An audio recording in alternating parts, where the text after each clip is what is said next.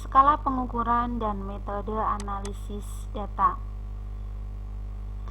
Pengukuran itu sendiri adalah suatu proses hal mana suatu angka atau simbol diletakkan pada karakteristik atau properti suatu stimuli sesuai dengan aturan atau prosedur yang telah ditetapkan. Misalkan, orang itu dapat digambarkan dari beberapa karakteristik seperti karakteristik umur, pendidikan, gender, dan lain-lain. Dalam mengolah dan menganalisis data, nanti kita sangat berkepentingan dengan yang namanya sifat dasar skala pengukuran yang digunakan. Operasi-operasi matematik serta pilihan peralatan statistik yang digunakan dalam pengolahan data pada dasarnya nanti memiliki persyaratan tertentu dalam hal skala pengukuran datanya. Jadi nanti ketidaksesuaian antara skala pengukuran dengan operasi matematik atau peralatan statistik yang digunakan akan menghasilkan kesimpulan yang bias dan tidak relevan atau tidak tepat. Oleh karena ini, nanti kita akan memahami apa itu skala-skala pengukuran yang ada serta perbedaan-perbedaannya. Jenis-jenis skala pengukuran, ada 4 jenis skala pengukuran yang digunakan dalam statistika, yaitu yang pertama skala nominal, skala ordinal, skala interval, dan skala rasio. Oke, yang pertama adalah skala pengukuran untuk skala nominal, yaitu skala pengukuran yang menyatakan kategori atau kelompok dari suatu subjek. Tidak memiliki efek evaluatif karena hanya menempatkan angka ke dalam kategori tanpa struktur, tidak memiliki peringkat, dan tidak ada jarak. Jadi untuk skala nominal ini merupakan skala yang paling rendah atau skala yang paling lemah di antara skala pengukuran yang ada. Karena skala nominal ini hanya bisa membedakan, tidak memberikan peringkat, hanya bisa membedakan benda atau peristiwa yang satu dengan yang lainnya berdasarkan nama, tetapi di sini tidak ada artinya, tidak memiliki peringkat. Contohnya adalah gender, agama, atau pekerjaan. Jadi untuk skala nominal di sini nanti hanya pemberian angka, tidak memiliki maksud kuantitatif, hanya menunjukkan ada atau tidak adanya atribut atau karakteristik pada objek yang diukur. Misalnya adalah yang pertama gender. Gender itu ada 2, ada laki-laki, ada perempuan. Kita bisa memberikan kode 1 laki-laki dan untuk kode 2 perempuan. Di sini angka 1 dan 2 hanya berfungsi sebagai label, hanya berfungsi sebagai label kategori. Tidak memiliki, di sini tidak memiliki nilai intrinsik atau tidak memiliki arti apapun, hanya memberikan label kode 1 dan kode 2. Kita tidak bisa mengatakan perempuan 2 kali dari laki-laki, perempuan 2 kali dari laki-laki. Kita bisa saja mengkode laki-laki menjadi 2, perempuan menjadi 1, atau sebaliknya.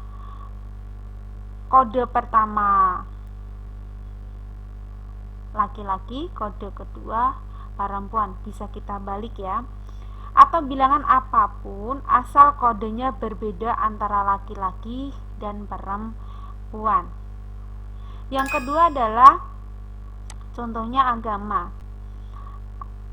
Kita bisa mengkode 1 Kristen, 2 Islam, 3 Hindu, 4 Buddha, dan seterusnya. Kita bisa menukar angka-angka tersebut selama suatu karakteristik memiliki angka yang berbeda dengan karakteristik lainnya. Jadi kita bisa merubah tadi kode 1 Islam, kode 2 Kristen, 3 Hindu, kita bisa membaliknya asalkan selama itu karakteristik memiliki angka yang berbeda.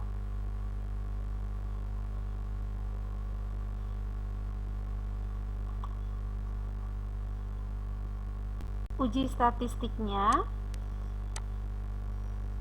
karena di sini tadi ya, di dalam skala nominal itu tidak memiliki nilai intrinsik, maka angka-angka atau kode-kode yang kita berikan tidak memiliki sifat sebagaimana bilangan pada umumnya, karena di sini hanya kode-kode ya, sebagaimana bilangan pada umumnya. Oleh karena itu, pada variabel dengan skala nominal tidak dapat diterapkan yang namanya operasi matematika standar seperti pengurangan, penjumlahan, perkalian, dan lainnya. Jadi untuk uji statistik ini nanti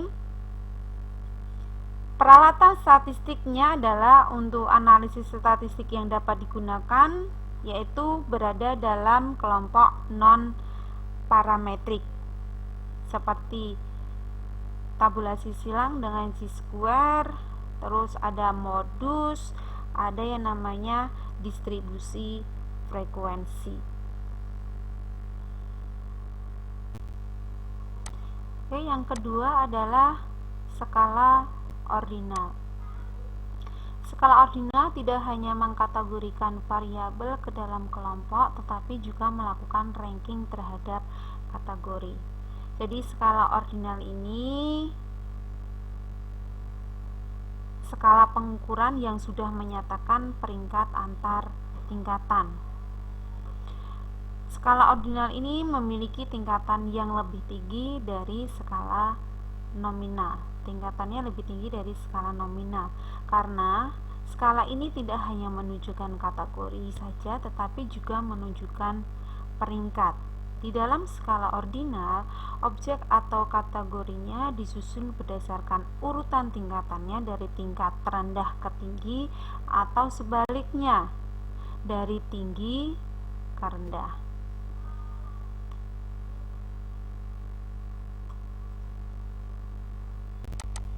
Contohnya, misalkan kita mengukur preferensi responden terhadap 4 merek air mineral.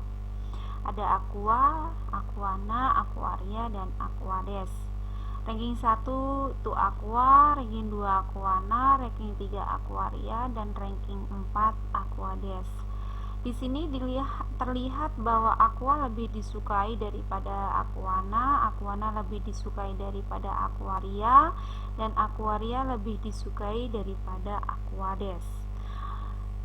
Walaupun perbedaan angka antara merek satu dengan yang lainnya itu sama, kita tidak dapat menentukan seberapa besar nilai preferensi dari satu merek terhadap merek lainnya.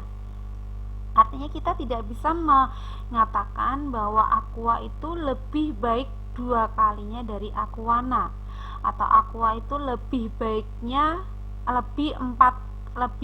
4 kalinya dari Aquades. Kita tidak bisa mengatakan seperti itu. Ya. Di dalam skala ordinal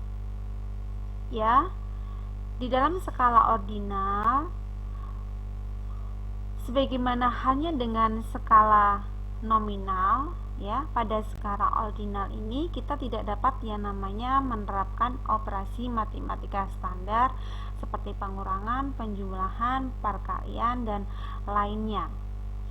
Jadi untuk uji statistik skala ordinal itu menggunakan modus, distribusi frekuensi, dan menggunakan statistik non parametrik.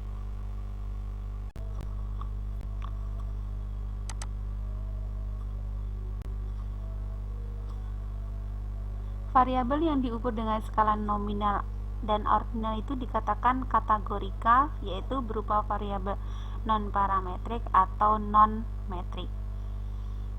Skala interval. Skala interval itu adalah skala ordinal yang memiliki poin jarak objektif dalam keteraturan kategori peringkat, tetapi jarak yang tercipta sama antar masing-masing angka. Jadi dengan begitu, skala interval itu merupakan skala yang menunjukkan jarak antara satu data dengan data yang lain mempunyai bobot yang sama.